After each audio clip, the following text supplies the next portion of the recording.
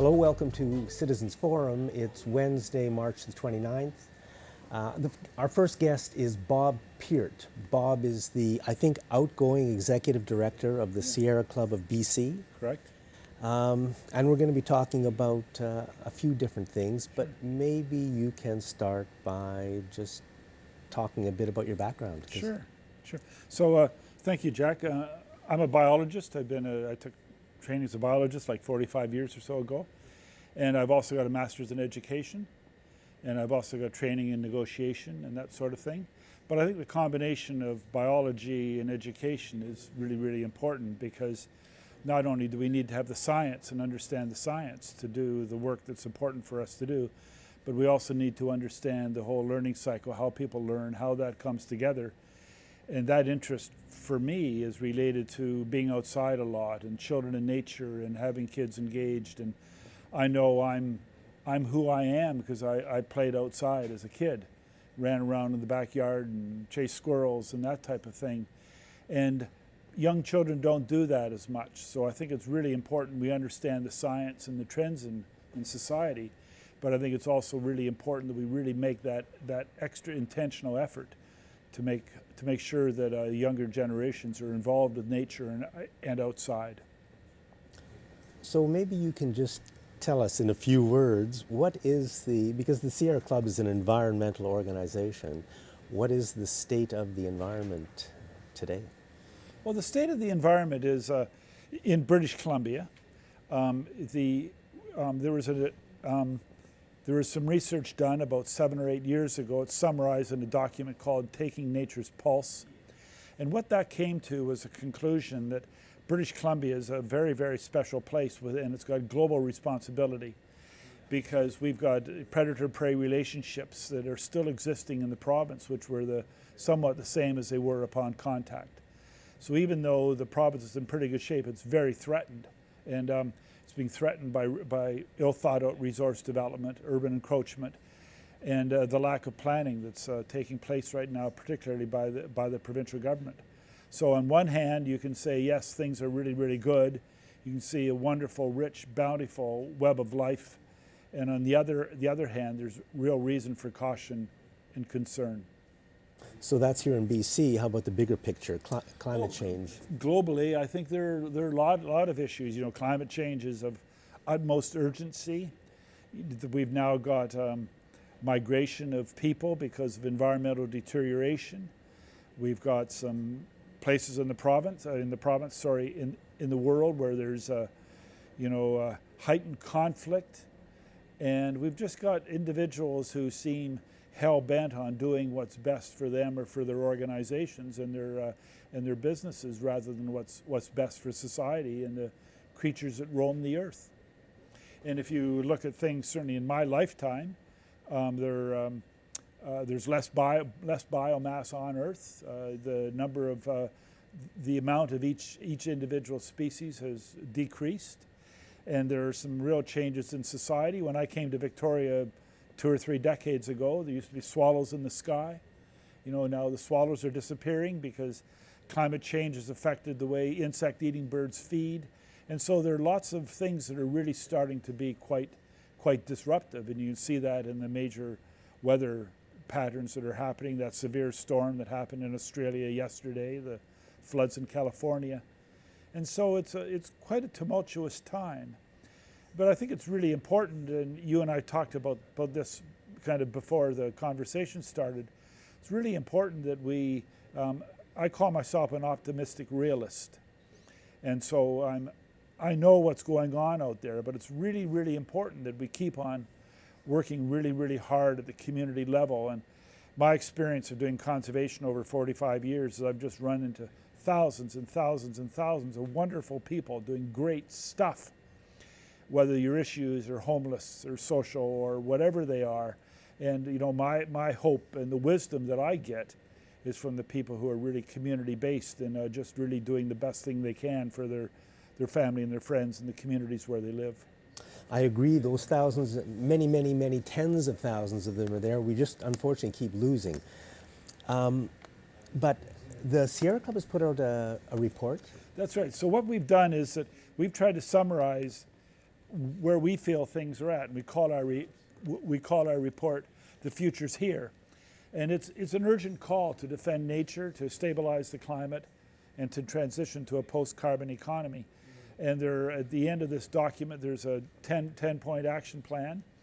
And we feel there's some fundamental things that need to be done. As I say, the natural systems in British Columbia are being threatened, and so there's some work that can be done to save that. It's very, very important that about half the landscape of British Columbia, half the landscape of any system be available for nature. We talk about that. We talk about how, given climate change and everything, we need to planning for our landscapes needs to be done by backcasting, using the modeling that we have when we backcast. We don't plan by moving forward. There's some fundamental things we can do differently to save nature. From a carbon point of view, we need to get off carbon just absolutely as soon as we can. We've got to stop coal. We've got to stop using bitumen. And so it's very, very important we get off coal as quickly as we can and switch to non-renewables. And the research shows non-renewables, they're higher employment with renewables.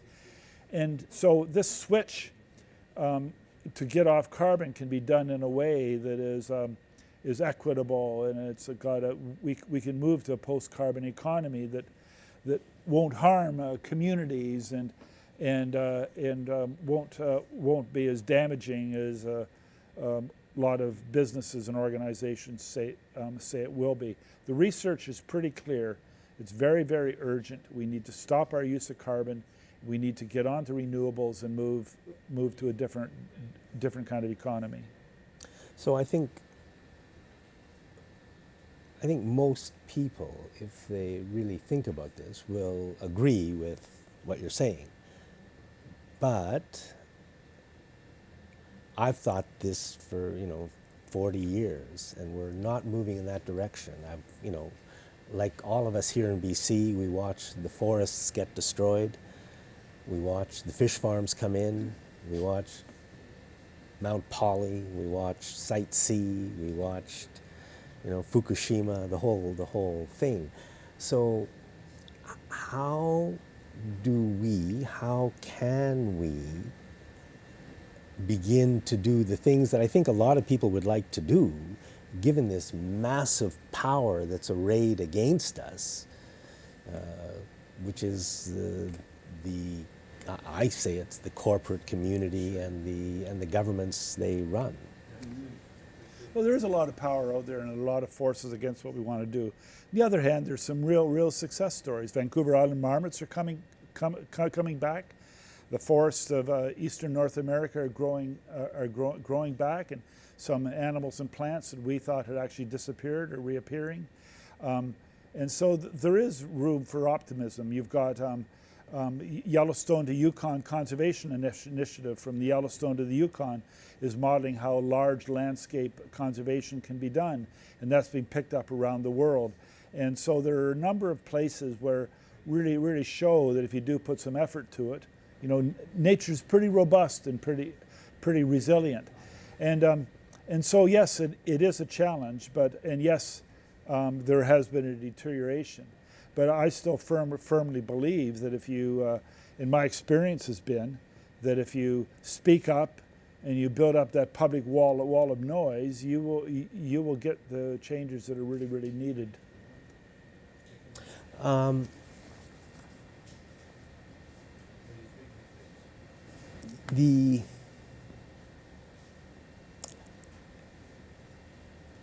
I think the report says within it, all we need is the political will. I think it's one of the things you need is political will, because I think that ultimately if you're going to have areas that need to be protected, well then we need to have good policy, you need to have good legislation. That's done by government. I agree with that. But you also need to have businesses that are sympathetic. There's an increase in that. And I don't want to be Pollyannish at all, and I think it's a very serious situation. It's very, very urgent. But as I say, the hope and the optimism I have is that there's some really terrific people out there really trying really hard to switch things around.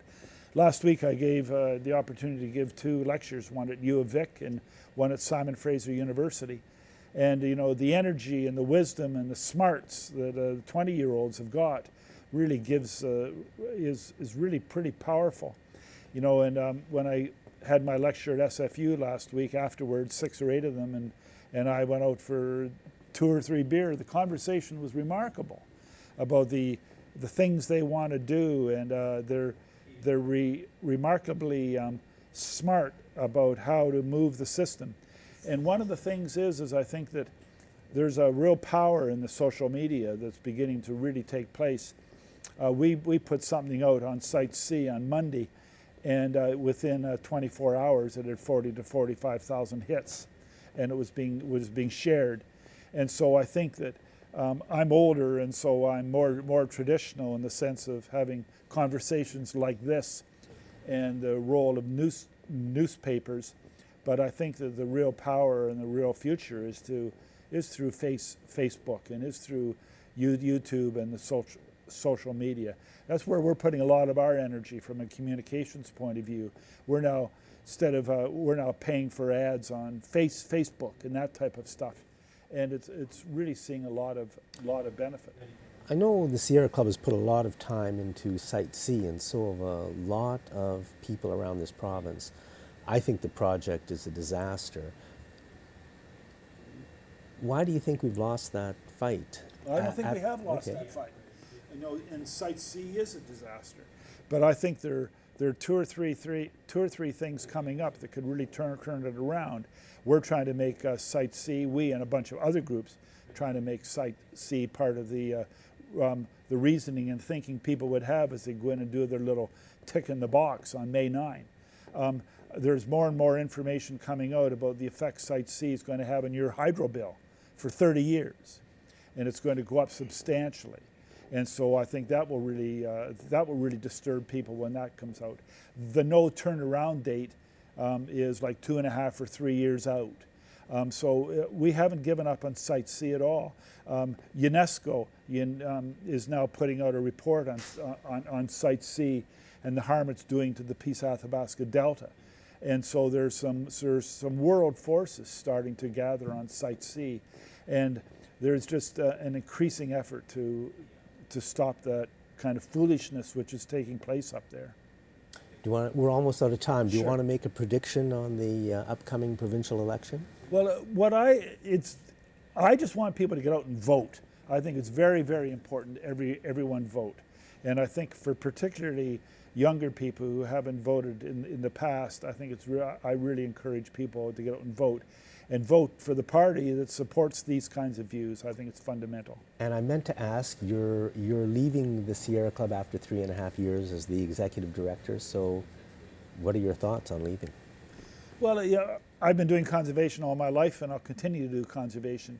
Sierra Club's been a wonderful place to work. I'm really proud of the organization. I've traveled a lot in my career throughout with the conservation work I've done, so I'll probably rest up for a couple months, but then I'm going to put my energy into the community here where we live. There's some really, really interesting conversations taking place about the migratory bird sanctuaries that we have in Victoria. Not many people know downtown Victoria is a migratory bird sanctuary. It's federal. It's been set aside federally. These migratory bird sanctuaries have been ignored, and we can really, really use them as a way to kind of tell the story of nature in Victoria. Bob Peart, thank you very much. You're welcome. Thanks Good. for watching this segment of Citizens Forum. Welcome back to the Citizens Forum. I'm Walt McGuinness. Today we have with us Mehdi Najari. Mehdi is a researcher, and he hosts a show up at CFUV called Hidden News. It's a radio program.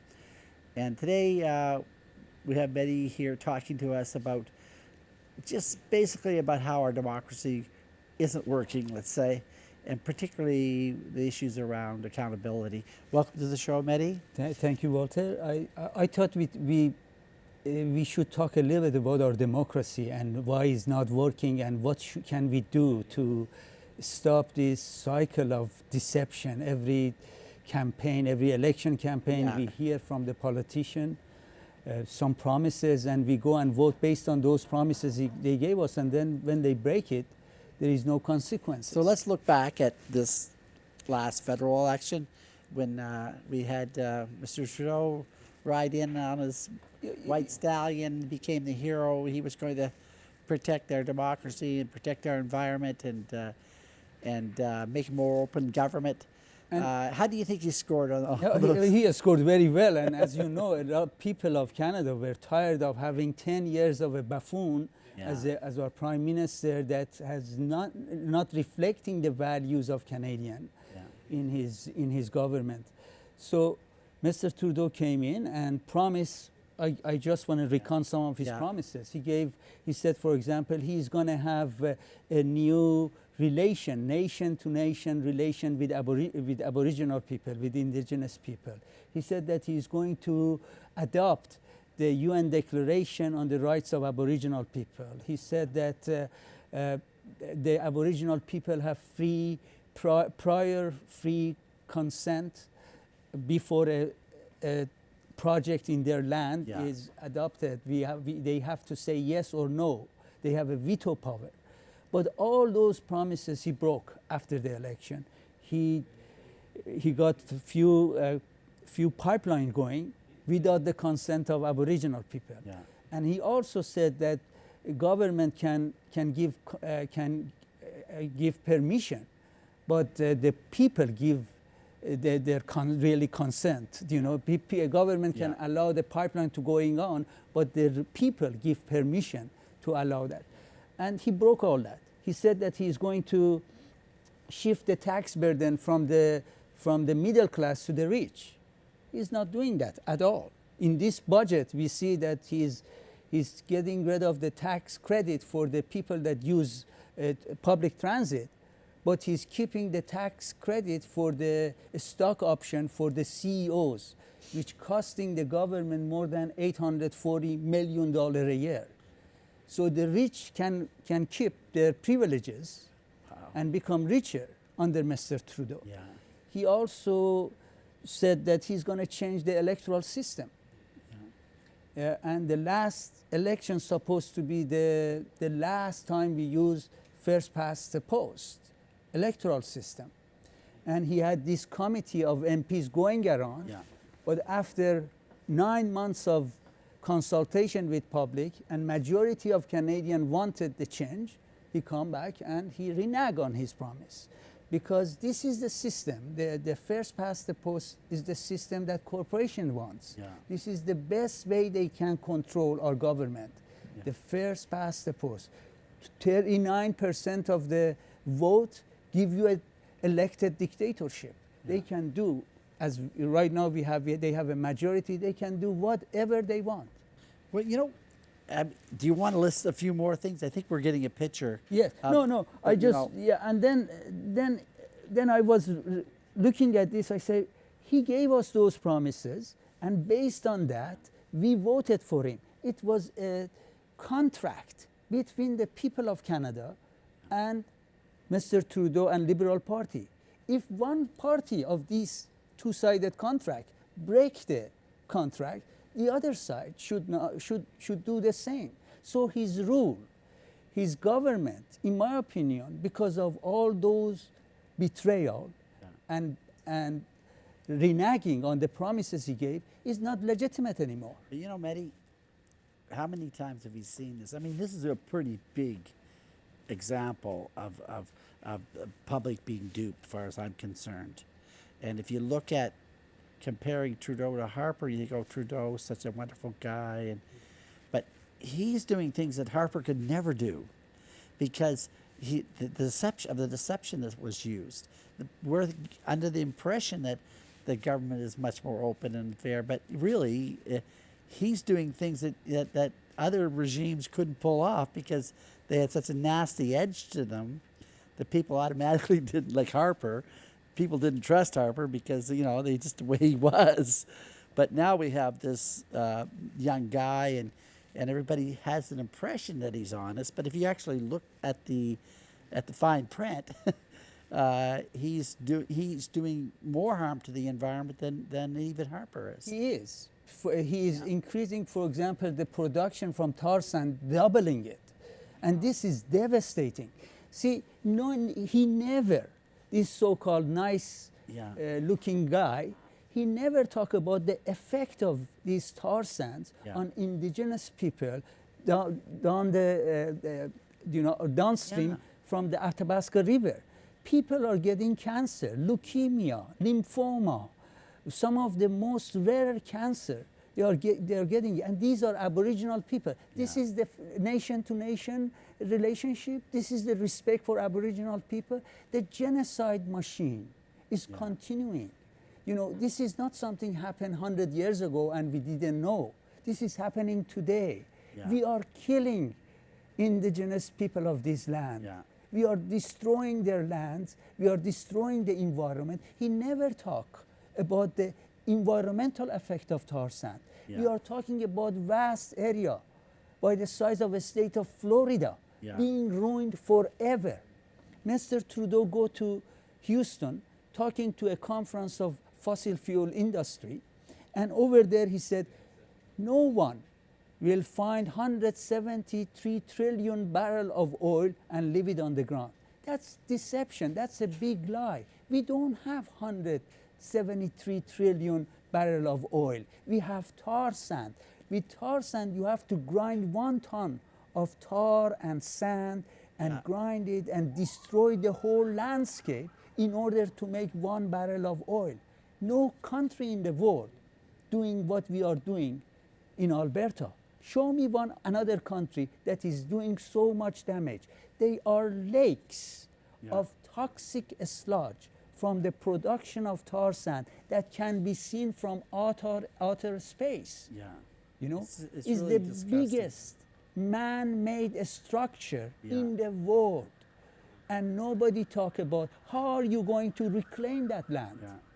You know, after what they are doing by increasing the production for next 30 years, they are going to be done with what they can do with tar sand. After that, you know what's going to happen? We, the people of Canada, are going to hold the bag with the toxic waste of a land wasted. What the people of Alberta are going to do when you destroy the land, when you destroy First Nation people, when you destroy animals, all the animals are going to vanish. There is no way But, they you know, getting survive. back to the issues around the election, I mean, I really, I'm impressed by that notion that the election is not just sort of some kind of formality that governments have to go through, or politicians or parties, that it is in fact a sacred contract that between the citizens of the country and people who seek to represent them. And why is it, do you think, to me, why is it that people in general, and Canadians in particular, don't demand more? When they get ripped off, why are we not, really raising heck about that? It's because the corporate media and the media in general is not pursuing the issue. The problem is this: if you are being conned, and if after election the politician break all the promises they give, what is the consequences? The next time we are gonna get a bunch of better liars and more effective fraud artists. There has to be consequence. If you and me go and defraud 100 people in a Ponzi scheme, we will be put in jail. But if these politicians defraud 30 million Canadians, nothing happened. So we can go back to the polls and say, oh, well, elect somebody else. 4 years later, you can go back to poll. I'm saying if you break your contract, you have no legitimate right to continue as a government. You promise us A and B and C, and we vote for you based on those promises. You break the contract, we break our contract. Maybe we should have a chief electoral officer that just looks at the provinces and say, hey, you didn't promise to build 3 pipelines. Where was that in your platform? Why are you doing that? You have no mandate to do that. Because right now, but in 4 years' time, there'll be no stopping them. They're going to be so into it. As, for instance, they are into the Site C Dam, how the Liberals have rushed this in, and got around anything around. Trudeau government gave permission actually. That's right. And during the election, he said he is going to base these decisions based on science. So where is the science? Where is the scientists that support the devastating decision on Site C Dam or increasing the production from Site C? Bring the scientists that support that. Bring the scientists that say these activities are sustainable. Yeah. There is no scientist, reputable scientist in the world that can come say Yeah. that. Because Even when Trudeau was in Victoria, he mused that the sewage treatment system that was being proposed at the time was generally the same as what is now being built, wasn't needed. And he seemed to have forgotten those comments once he was elected and really allowed and rushed through the funding, the federal funding, and nothing was ever changed. And the public now are saddled with a huge, huge fiasco, I think, of environmental and financial. Mr. Trudeau is intentionally deceptive. If I can read what he said, for example, in Houston, in a fossil fuel industry conference, he said that the Enbridge, for example, he talked about jobs, and I am doing this for jobs for people. Yeah. He said the Enbridge Spectrum merger, which created one of the largest energy infrastructure company on the continent, is only the most recent example of extraordinary productive partnership. Wow. Okay?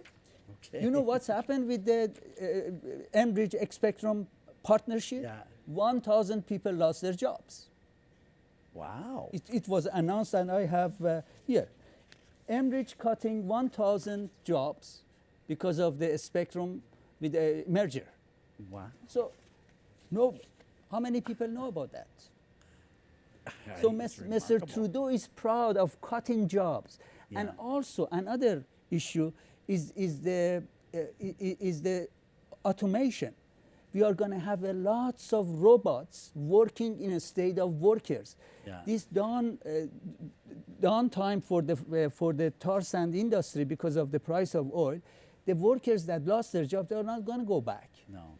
There is lots of it is going to be done by robotics. Wow. And it's all is the corporate interest. So it's not going to be job, it's not going to be any interest, for the people of Canada. What we are going to get? Devastated land Yeah. and hold the bag Yeah. after the corporations cut and run. It's pretty clear, that if we can't get the public to rise up and to reject these things when they happen, we're always going to be stuck in this mire. If we don't respect ourselves, Yes. if we don't respect our institutions, the democratic institutions and the election, which Yeah. is the most important ritual of a democracy, Yeah. if we don't respect that, then the fraud artist every time is going to come and defraud us. But if we say no, if we say we the people are not going to accept this type of nonsense, Yeah. then there will be a change. We don't need a revolution. What we need is people start respecting themselves. And asserting their rights. Asserting their in rights, in this yes. deal, in this contract, they're supposed to hold up their end of the deal. And when we get ripped off, we have to reject that outright. Anyway, we have to leave it at that, Mehdi. There's so many ways to go when you start to looking at all these issues. But we have other shows coming up, and I'm sure we'll have you back to explore many other things. So that completes this segment of Citizens Forum. Welcome back to the Citizens Forum, and this is always a point in the show where we have a discussion between Jack and I about the ongoing issues known as the Walt and Jack Show. And before we get into that, I'd just like to thank all the fantastic volunteers and the staff of Shaw who've supported us all these years, and every week come in here and just do a fantastic job with making the show happen.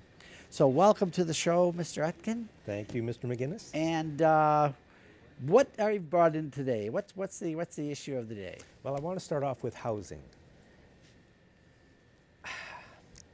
I think everybody knows that there's a crisis in housing in British Columbia and in Canada, right across the country. It's being manifested in two very different ways. One is homelessness, which is an absolute disaster for our society. And the other one is high house prices and high rents. And I really believe that the whole thing is deliberate. Yeah. This whole thing has been deliberately created by corporate Canada and their politicians in order to make a fortune, which they've done on the way up, and they plan to do again on the way down. And do you agree with that? Well, I do in general. I've thought more about it since you've been talking more about it in the last few months. And if you were just to stack the evidence up, I mean, you just see all these policies they have, all the deliberate of doing nothing. They deliberately do nothing about the situation. There's always seems to be some window dressing, some discussion about maybe having some type of panel or maybe an initiative, but it never really seems to get down to the structural part of our economy that this exists. And I heard the phrase, the working scared. And that's how I feel about myself. I'm into my career and I enjoy it, but maybe I would like to do it a little less. But the thing is that I can't. These high house prices reflect in higher mortgages, creates insecurity in the economy, and I think in the end it really limits our ability to participate in a democracy. Like this is an example where you see the Liberals, sprinkling money around, sometimes sloshing quite a bit of it around before the election, and see a lot of people see the Liberals as just saying as a hope that you really don't know what your future is going to look like, and maybe they're willing to sacrifice the environment not to lose their house. The priorities are so critical now that after a couple of weeks, maybe if you're lucky, a couple of months of not working, you may not have a house anymore. That's how close to the line we're living at. And so it looks prosperous, but really in the end, I think it's very detrimental and fragments our society. And the way they've done it is basically they've just haven't built enough supply to meet the demand. I mean, it's a very, very simple thing. They know, the housing industry and the governments know how many people are going to be moving into Victoria and Vancouver and Toronto and Winnipeg and Saskatoon and Regina. They know, and if they're off one year, you can just adjust the next year. And they do. They adjust to make sure that there's always a shortage of supply. And what that's meant is that at the bottom, the people are forced completely out. They have no housing. And it's got to be deliberate. It's not an accident. And for everybody else, I mean, of course, some people always do well. They were in the right place at the right time. But so many people are paying a huge price for this. And there's nowhere we can turn. Where do we turn? The media won't talk about it. The politicians are doing it. The corporations who have so much power and wealth, they're the ones raking in the billions. We're powerless against them, and because the media is so controlled and this truth that just never gets in there. Well, it's so hard to, the concepts are so different than what we see every day and how stories are presented to us, that to really step back like you have done and just outside the box and say, well, how does this work really? All of a sudden you really see the components of how the market is used. I mean, it almost seems like we need homeless people on the streets to keep people like me working hard. And that's keep part me scared. of it. And if you look at unemployment rates also, that there has to be a certain percentage of people unemployed to drive down wages. Because people are saying, oh, well, I could be on the streets or I could be really in trouble. I'm not going to be going to my boss and asking for a raise, and I'm going to accept a lot of unjust things in the workplace because they're afraid. They can't really, you know, ask for what their fundamental human rights and workers' rights. And especially at the, you know, if you're unionized, you have some protection. If you're working in certain industries, you have some protection. But for a lot of people, and it's not always only the low-end jobs, they're the worst, but even in some of the high-end money jobs, you know, you have to do what you're told. That's work. You have to do, and it shouldn't be that way. Like cashiers, almost the first show we ever did years ago, I talked about why do cashiers have to stand and others as well. Many people like. Why do all these people, our friends, our neighbors, our family, have to stand at these jobs when there's no need for it? I mean, standing hour after hour is it's actually a form of torture. Well, it's health destroying. It's health, yeah. So why do the businesses do it to their staff, and our governments do nothing to protect us? And these people have to pay. You can be very sure that the management class at all these grocery stores and supermarkets, they're sitting in the best chairs available. Like, Yeah, and you know, I think it's something to do with terrible. efficiency. There's something to do with how it works. That they can't manage to figure out how to put a stool beside a cash register. But you know, it's true. it's symbolic of what our country has become. We are really we're just getting killed by these corporations, and we don't know it. You know, Michael Moore in his movies, you know, kind of showed what it was like in Europe a few years ago.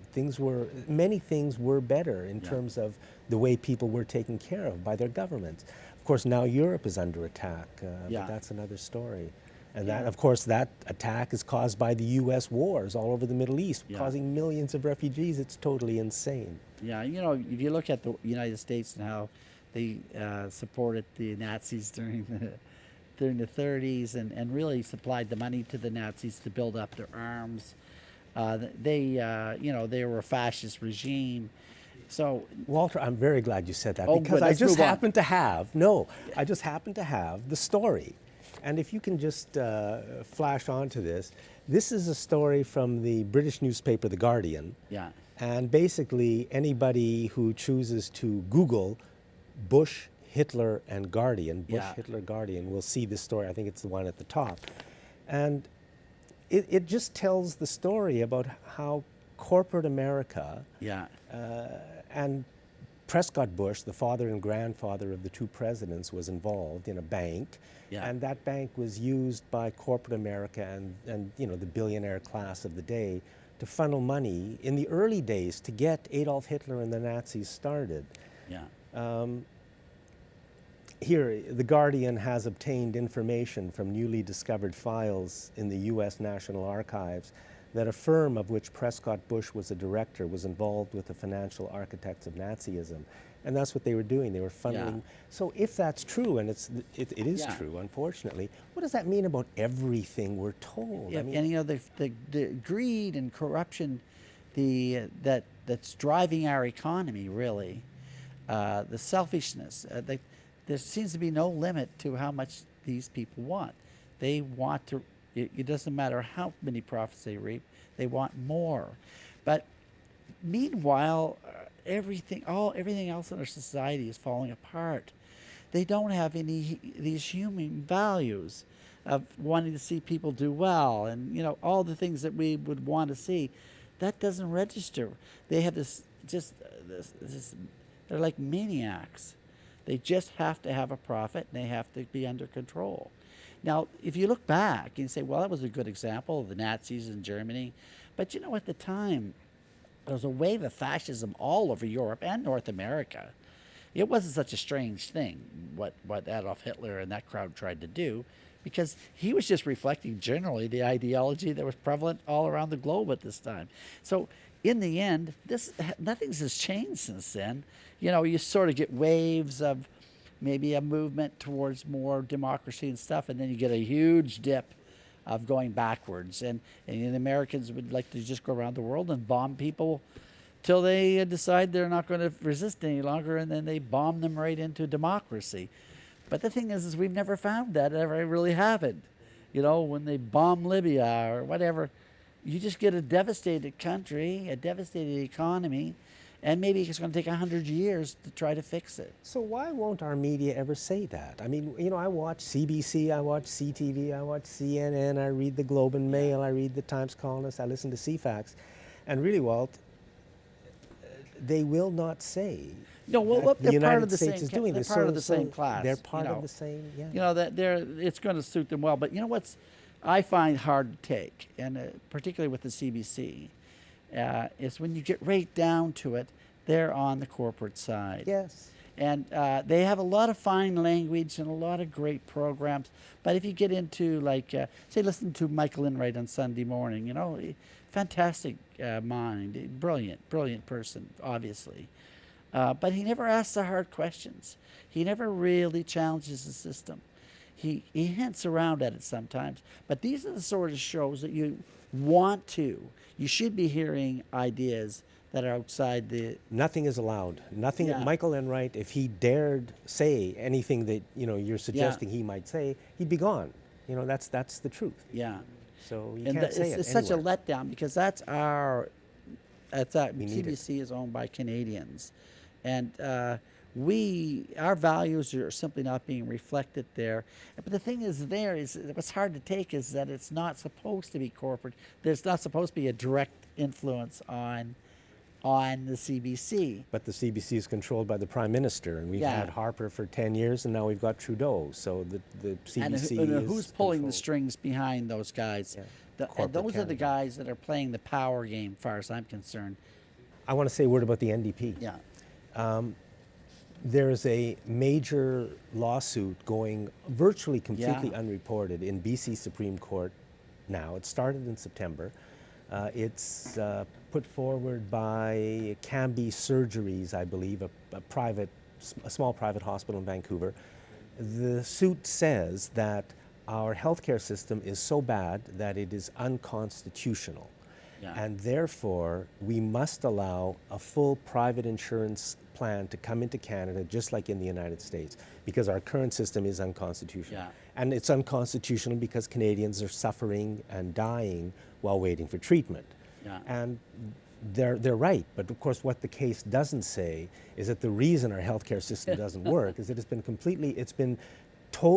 been deliberately stressed out and wrecked by the corporations and the politicians who run our country. They had to destroy it first, so now they can privatize it. So I contacted the NDP and I said, you know, here it is, a lawsuit, one of the most important in Canadian history. They're in court right now. They're saying that our healthcare system is unconstitutional. Please send me some of your press releases so that I can see what the NDP is doing. There's nothing. The NDP is doing nothing. The NDP is completely silent on this issue. Now, there may be some press releases, they just haven't found them yet. But the NDP is silent. What does that mean about everything if the NDP is silent? Yeah, And the well, media? you know, and that creates a lot of cynicism, and it's due. You know, we've been duped and tricked by the NDP, like we've been duped and tricked by the Liberals and all the other guys, and they're playing that little smart, little clever public relations game with the tricky words like Trudeau used, and it just goes on and on. And what happens is we don't seem to have any memory of that. We just get another lie on top of another lie, and we just never quite ever catch up. And that's the thing that's so sad, is that if we could go to the polls and actually vote for somebody that might reflect our values, it'd be great. But we can't find anybody to do that. There's no Bernie Sanders in Canada, provincially or federally. We just don't have any options that is apparent that somebody that's you know, bringing forward good policies. So we're going to have to wrap this up, Jack, because they're waving at us and telling us to shut it down. So we're going to have another little discussion with Mehdi again. So perhaps we can touch on some subjects again at that time. Okay, so that's it for this segment of Citizens Forum. Stay tuned for our last segment. Welcome back to Citizens Forum, and we have our old friends Jack and Mehdi here. We're going to wrap up the show. Just to touch on a few some subjects we talked about tonight, and particularly the issue around housing, because it's become a crisis in Canada, and it certainly doesn't seem to be going away soon. It looks like it's going to get worse. So, firstly, I'd like to ask Mehdi, you know, What do you think the market is, particularly in Vancouver? We see it's just the prices are skyrocketing there. What do you think's generating those high costs for housing? The problem is very clear right in front of our eyes, but we don't see it. I couldn't see it for a long time until I realized that Canada is allowing the foreigners with no interest in Canada, no life in Canada. They are not paying taxes in Canada. they're They are not planning on working moving they are here. somewhere else. They don't have permission to be in Canada. They can buy homes. And the money, for example, people in China, people in Singapore, their money, many times, these monies are dark money. They are illegally obtained. They are laundering money. Canada allowed them to buy real estate here, and that way they clean their money. But by doing so, for example, in locality like Victoria or Vancouver, you have a buyer's local demand for buying homes and local demand for selling homes. As long as those are all local, the price is very stable. Yeah. But if you open up the whole world, so there is huge number of buyers now to buy, the local buyers cannot compete with the dirty Okay. money, and we don't know how they make their money, and huge amount. And those illegal money can allowed to brought in Yeah. buy the houses, create a huge increase in the housing prices. Who is benefiting from this situation? The budget this year showed $1.5 billion the government of British Columbia made from the property tax transfer. So Yeah. they are making money. Yeah. They need that money. So They're in on the yeah. deal. So they are making. Don't you see? We have surplus, and then the developers are making a killing. If they build, for example, a 30 or 40-story building with lots of condos in it, now that the prices is jacked up, now instead of selling the condos $250,000, they are selling it $1.5 million, and it doesn't matter who is buying it. That way, the people that work here, with the wages that they make, they never be able to buy homes. So we have to ask the question, who's this government working for? For the people that live here, for the Canadian, or for foreigners, criminal foreigners that want to clean their money in many instances? They are laundering money through Canada, and Canada allow it. Yeah. This is dirty. And who else benefiting? Liberal Party. Yeah. Who is the biggest funding of the Liberal Party? The developers are the biggest bunch of the funding Liberal Party come from the developers. Who is the chief fundraiser for Liberal Party, Mr. Arni? A developer. Yeah. So when you add everything together, you see our government are working against public interest. Yeah. For corporate interest, for real estate development corporations. And people are trying to move further and further out from the city to be able to afford to live someplace. Now people are living like in Abbotsford and Chilliwack and moving further and further up the Fraser Valley, and you get hundreds and hundreds of tons of pollution coming out of those tailpipes, and they're wearing cars out, wearing the roads out. It doesn't matter where, in a small municipalities in Vancouver Island, the homes have become $500,000. The home that was few years ago $200,000. Yeah. For you and me, we are not going to sell our places because we want to live in it. So it doesn't matter how much the housing go up and down. But for the developers, they are making a killing. Yeah. And the Liberal Party acting as if they don't know why, because they are benefiting, they are making huge amount of money for their budget. Yeah. And this is unattainable. Okay, so let's How go ahead, Jack.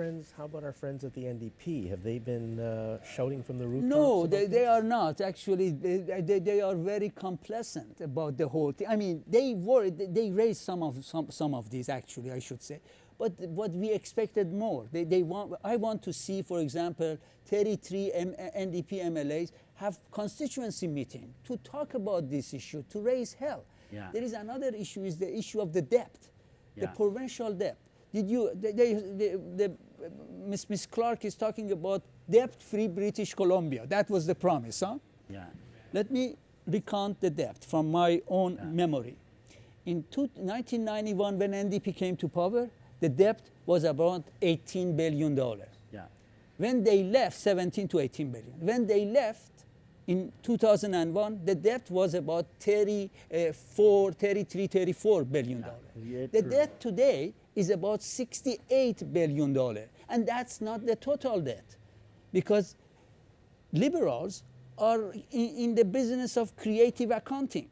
Yeah. There is another $60 billion, $60 billion plus dollar of debt through BC Hydro, through Run of the River project, the so-called green project. They give the rivers of this province to their friends, and they are having, making energy, Yeah. and they put contract that they buy this energy at a certain price. It doesn't matter what's the market price is. So now we are paying the friends of liberal government, big corporations, 2 to 3 times the market price for energy. And we are losing money. Yeah. And 60 billion contractual You know, then we're building a Site C down, obligation.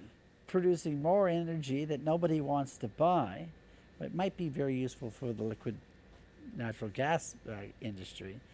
So again, we're having this problem the whole thing about debt and deficits is really a smoke and mirrors thing. The election is coming in Yeah. May 9th. There is a lots of issues. You know, we have the issue of the workers from BC Ministry of Health committed suicide. That the whole issue of the pharmaceutical company paying a lots of money to the Liberal Party. Actually, the convention of Liberal Party was sponsored by pharmaceutical company. Well, These guys yeah. are for sale. You know, the government of China, the people from Singapore, anybody in the world can contribute to Liberal Party. Why? There is something in return. You know, the New York Times call it the Wild West of cash, fund. Well, let's touch on that a little more. You know, in the papers we're reading that there was a controversy, and all, the Liberals and NDP scrambled, and now the Liberals have given back around $100,000, and because it wasn't correctly donated, and the NDP were using more or less the same system, but it was less, like $10,000. Now, if they broke the law, it doesn't matter if they gave some of the money back.